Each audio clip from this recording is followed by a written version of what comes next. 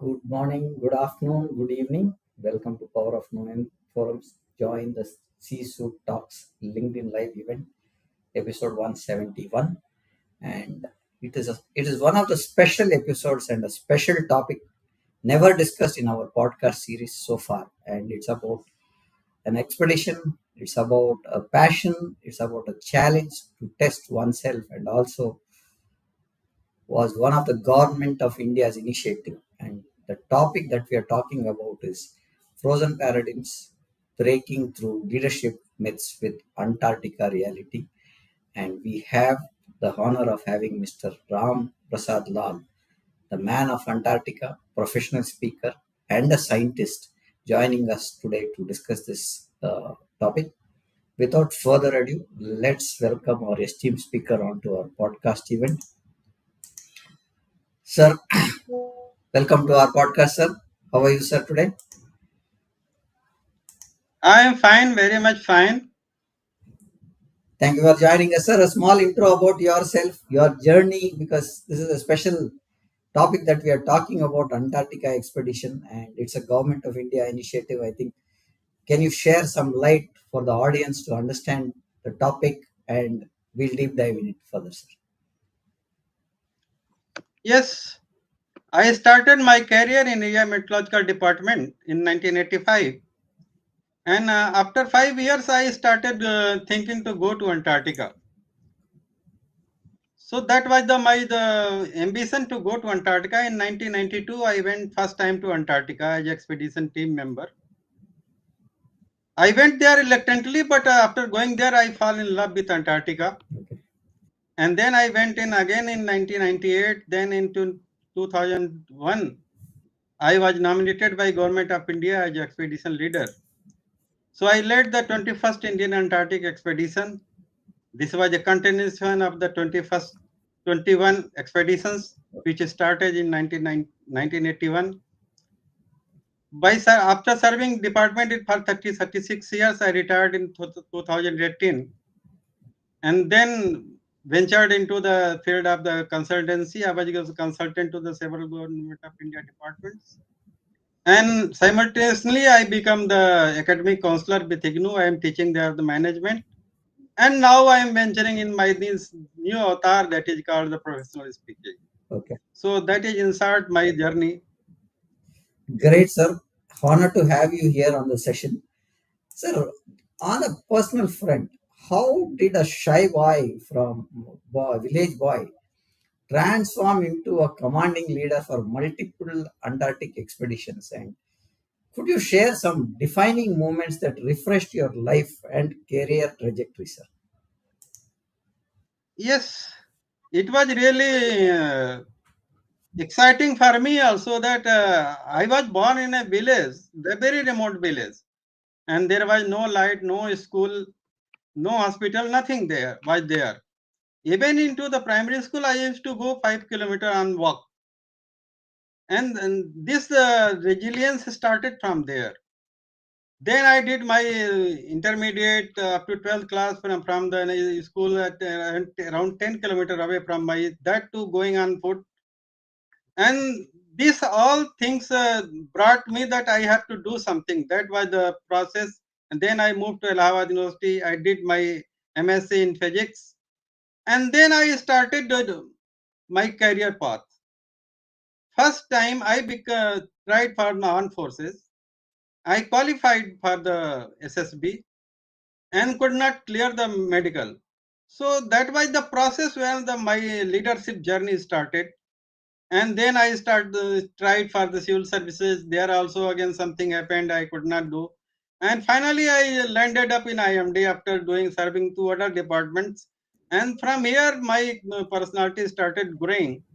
And most of my development came when I went to Antarctica. So Antarctica molded me as a leader.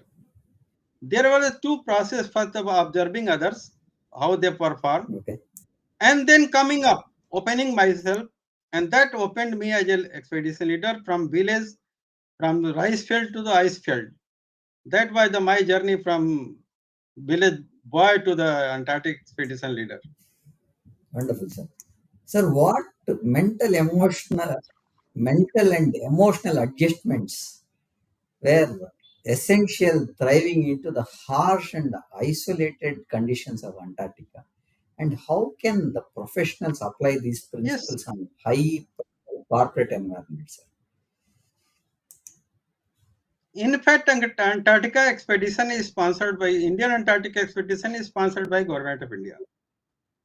So from 1981, we started expedition. India Meteorological Department was part and parcel of every expedition because the for worldwide every expedition has a meteorologist on their board. So thus the IMD started there, and this process continued. And the selection is done by the Government of India.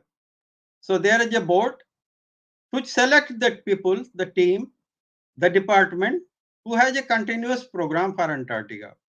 Since IMD was having a continuous program for Antarctica, that ozone measurement, climate monitoring, so that was a privilege of by IMD to go to Antarctica, to send two people to Antarctica. And I tried for 10th expedition, then 11th expedition. Both time I was selected for summer team. And doing those selection processes, I came to know that a mental setup is more important than the physical. I was very lean and thin and only 40 kg of weight. I thought whether I can survive in Antarctic environment or not. But that inhibition was preventing me to go for wintering.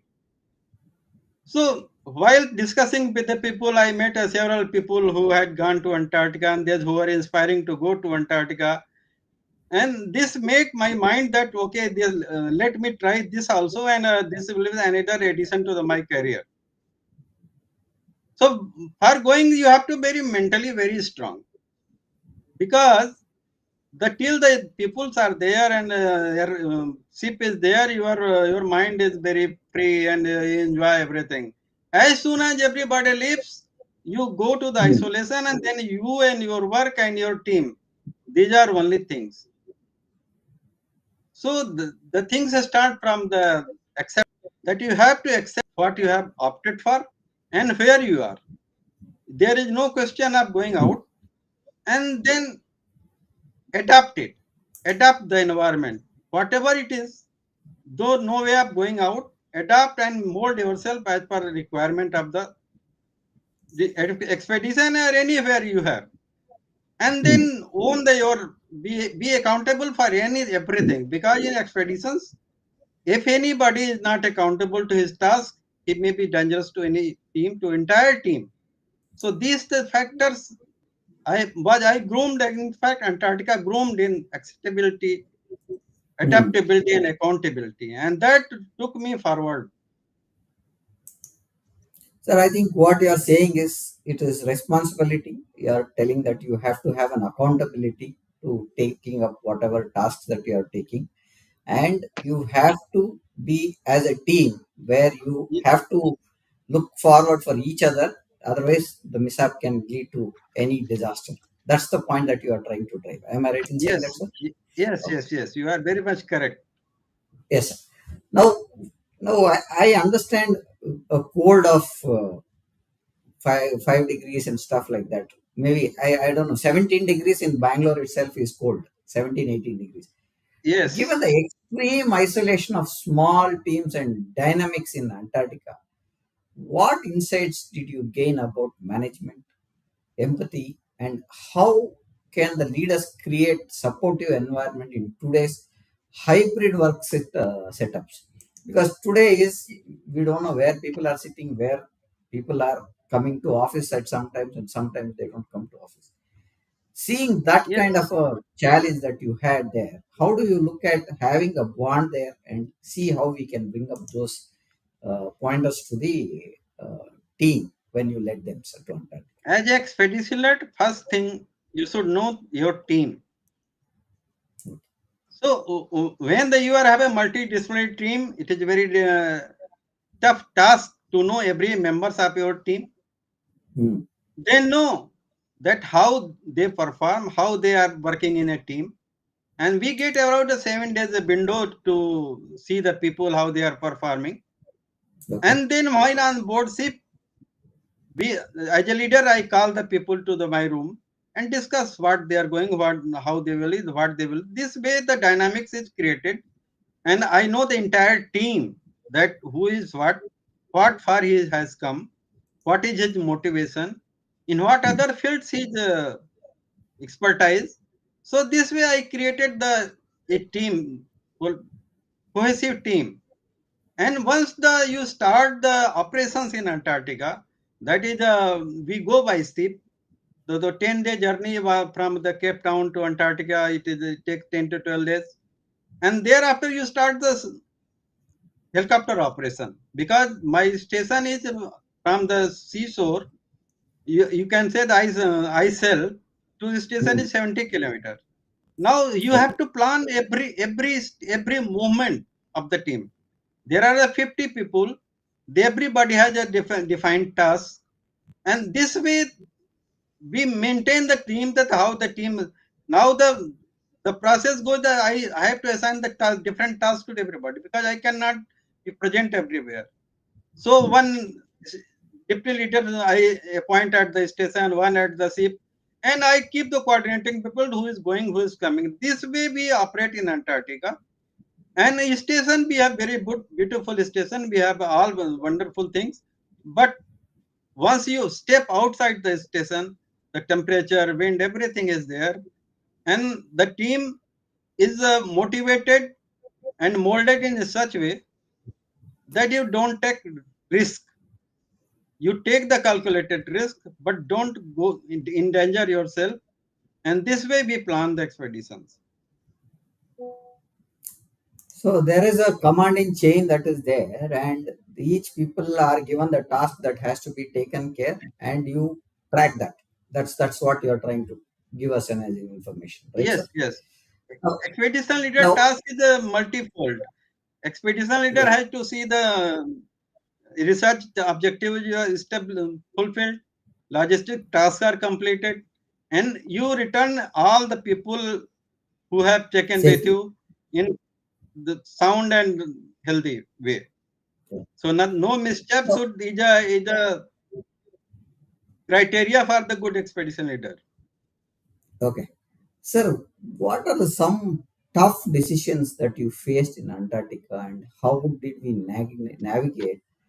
How can decision making in high stake roles apply in strategies of their own careers? So in Antarctica, as we are going, I will tell you the some moment of the anxiety came to Yeah, started we from the would like coming to have itself. some examples. Yeah, great examples would Yeah. help, sir. Yeah. Yes, when we are just approaching, reach the Antarctic self, my expedition doctor told me that there are the two members and they are showing the symptom of the jaundice. Okay. So this was he told me that if I continue with these people in the station, and this will be very dangerous for the health of the people. Okay. Then I discussed the doctors who were available at the station. Also, I make a board of four doctors. And the board decided that the keeping these people, because in the 7 days we come adjusted 50% of the material supply what we carried for jaundice. Hmm. So then I have to take the decision to deport the people to send back. This was the toughest decision that what I took. Then next problem, then it was a very difficult task, because they were the part of logistic team, and I have to assign their job to existing members. So this was the toughest decision. Sometime we have to take very tough decision for the keeping in the longer perspective of the task we have. So this is done in a hybrid environment also, that sometime you have to very tough to take the decision. Second problem came when I asked the expedition leader, outgoing expedition leader, to hand over the station. He was reluctant. And as soon as took over the station, I found I have no fuel. Okay. Their fuel was only for fit for the 7 days. And this was the biggest task.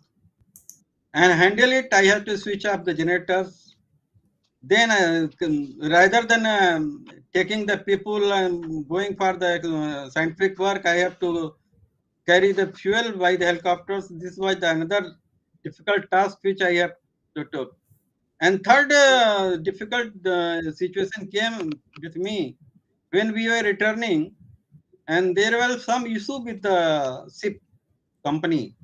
And after reaching South Africa, Cape Town, ship captain told that he will not berth Hmm.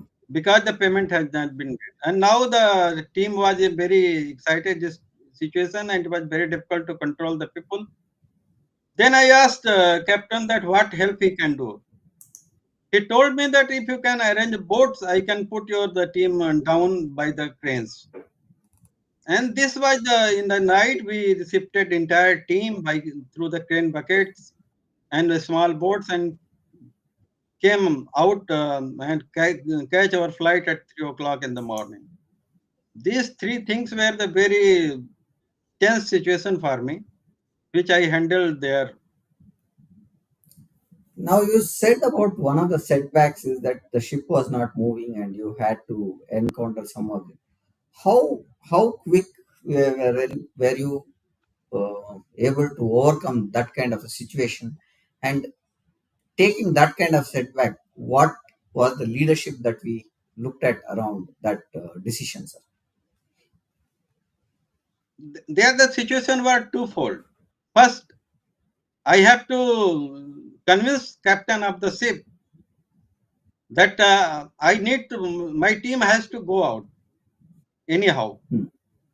And that after discussion, he gave me the solution that if you can do this, then I can help you Okay. without going to the berth. So this was the solution brought for that. Because ship was there, and ship has already reached to the, but it was outside the port area. So coming back again with, So yes, good, yes, sir. yeah, with the cooperation of people, because people took the risk to go down through the ladder and through the cranes, it was a very risky operation, but still it was required at time. So sometimes we have to go for such operations, such difficult situations where we are caught between the two things, Hmm. two problems.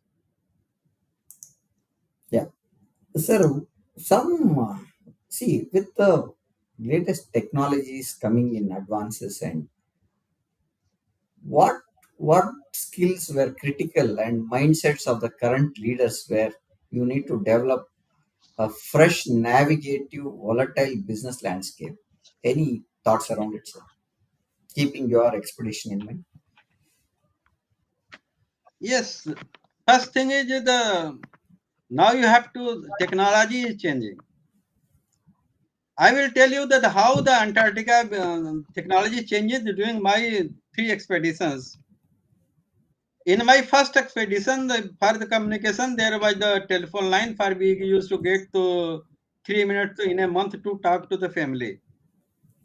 And there was no scope of sending letters or fax or so.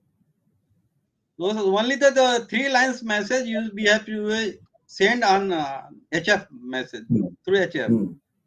When I went in 98, the situation was quite different. We have the satellite phones and fax was available. And when I went as expedition leader, multiple things were available. Then HF communication was out because the technology has become obsolete. We all were the satellite. I was having the three satellite channels, and the letters were coming from the people's home, and they were reading. So this way, the technology has to have adapted for everything. Similarly, once the technology is changing, the leadership and the organization has to adopt and change accordingly. Okay, thank you for that, sir. Uh, from in your current this one view, what are the some current challenges again if you have to go and do this expedition, and what could be the unknowns in terms of leadership and management that needs to be prepared for today's fast changing worlds? So nowadays values has a changing. So you have to accept the new values. You have to align with emerging trends, and you have to develop the critical skills and mindsets. That is one thing is sustainability and ethical leadership. Then you have to diversity inclusion. You have to adopt the diversity in your talk work, and you have to create the emotional intelligence in working. You have to understand and manage the emotions of the people. What is the now current trend is that people care more for money and time. Okay. Then time and money is more important. So you have to have the double responsibility. You have to go flow with the world, keep your value systems so that you can balance tradition and adapt the new technologies. And what the critical skills you need to develop, that is adaptability. You have keep changing your learning process and be flexible as per the need of the hour. You have to start the strategic thinking. You have to think ahead from the today so that you can lead your team and your organization to the next future situation. And you have to collaborate and network with the current leaders. And this way you can navigate for the future. Thank you for that, sir. Sir, now you've been spending extended periods in that environment like Antarctica. How did you keep yourself continuously motivated? And what kept you going, and how the people culture intrinsic motivation of power through their profession changes? So we need to look. I need your input on it, sir. What could be the pointers that you had done in Yes. the expedition? Yeah. Motivation is a most important thing. So how you get motivated? First thing, you love your job. Okay. Then you have the expertise to do that job. So if the people are motivated, I am motivated. So keep the people motivated. We adopt several things. In the early morning, every day, I used to talk to my team. At 9 o'clock, everybody of my team has to be in the discussion area, the drawing room. And there we discuss what we have done yesterday. Did anybody found any Hmm. problem? So did anybody need help? And what we are going to today? So this way I was talking to my team every day. So I was knowing the how what dynamics is going on with the team, what they are going in the mind. And to keep them motivated, I planned the that is, games. Then we have our neighbor station. We have to plan the visit to them, so that people interact with other, and they keep knowing. And then we plan the lecture series. Then we try to teach some the lower ranks, lower people, some computer things, something. So this way, keep the people engaged. Motivation only comes when people's mind are engaged. Hmm.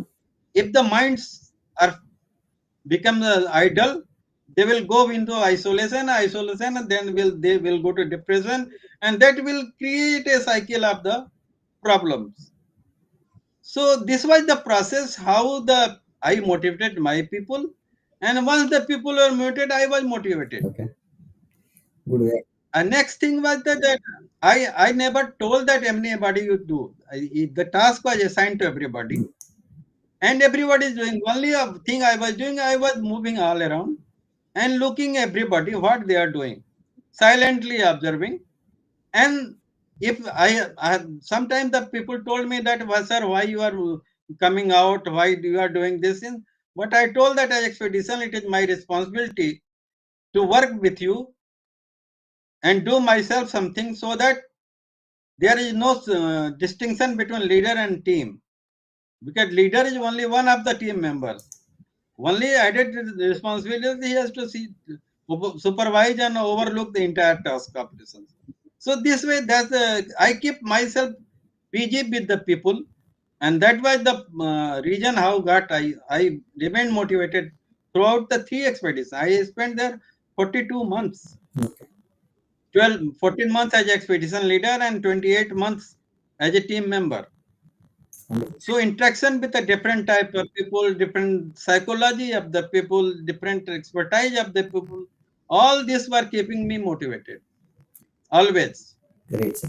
What innovations, improved solutions did you and your teams rely on to solve challenges in Antarctica? Yes, you see, innovation in Antarctica, the resources are very limited. Okay. You use what you carry, and for that, the planning is a must. Hmm. The first and foremost thing is the planning. Planning is done in Antarctica in two ways. First, the current leader plan for the next team, Hmm. and then you have an idea that what is going there. Then you plan how to use it. So as I told you, there was no fuel. Hmm. So because as my experience, I was knowing that some fuel were dumped in the ice somewhere. So I asked my team to excavate those fuels so that we can run another 10 days. Hmm. So that was innovation. Second thing, when the winter started, SIF has gone back. It was planned to change the entire heating system in the rooms. Hmm. There were 25 rooms, and I have to change the radiators in each room. Due to fire hazard, we don't use any electric heated in the because we circulate hot water and hot water that is treated. And my team informed, engineering team informed that sir, the radiators are not functioning, and we don't did not receive the supply of new radiators. Hmm. So that was the biggest challenge for me. Then what to do? Earlier expeditions, I have seen the people cleaning the that radiators and then using it. Then I asked my team, okay, you open all the Hmm. radiators, stop the heating system, and clean one by one. And this way, we use the old stock available there and repair them and used for entire expedition. So these two things I did. That was innovation of the people, and the innovation only comes we know you know what to do and what are things available and how you can reuse it. Okay. Great pointers there, sir. Now, whatever you give, there has to be some kind of an empathy that is there because the long stretch times that you are spending.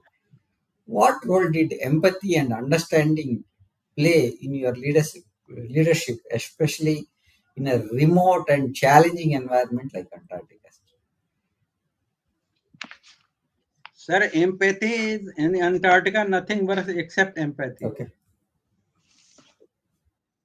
Situation is like that you are 25 people only,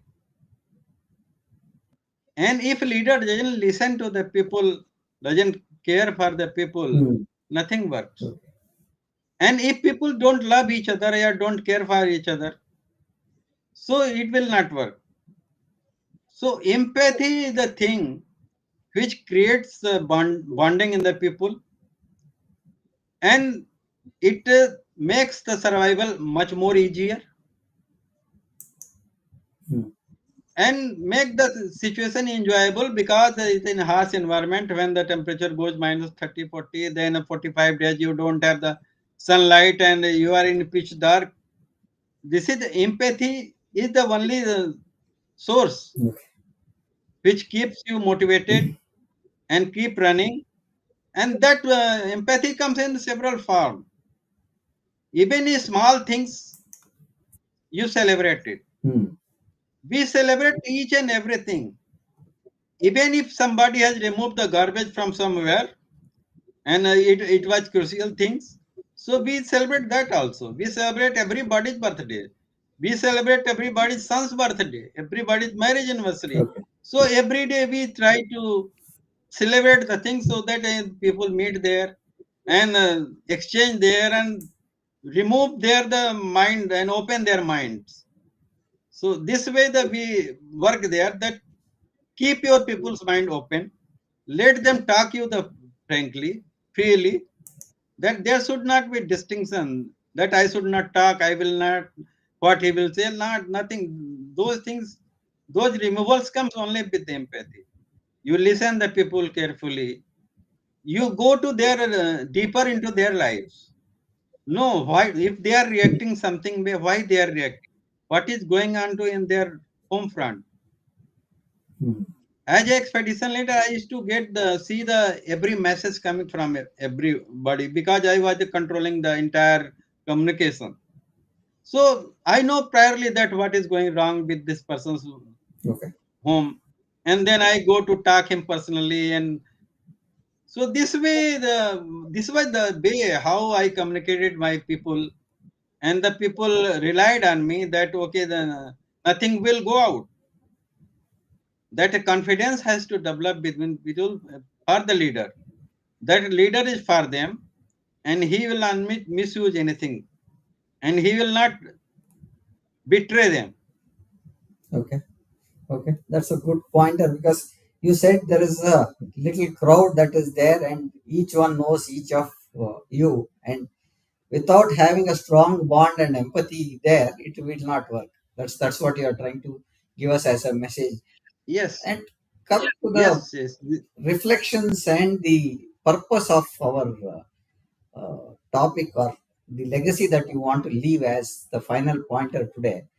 After reflecting on your journey, what impact your expedition had on you, and what legacy or message that you want to leave for the future generations of leaders, innovators, explorers, and expedition enthusiasts who would like to go on such expeditions.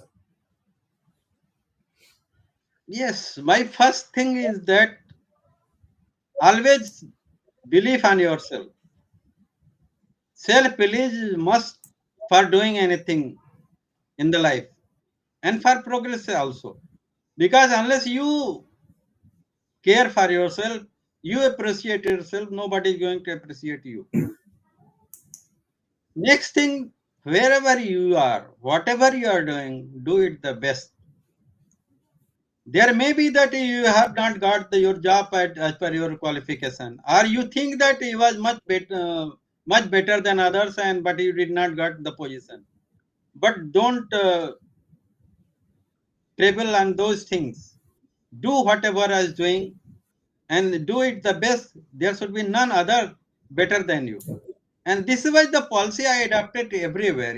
While working in India Meteorological Service or in an audit and account department or other department, I tried to be not on the top, but the few tops, Hmm.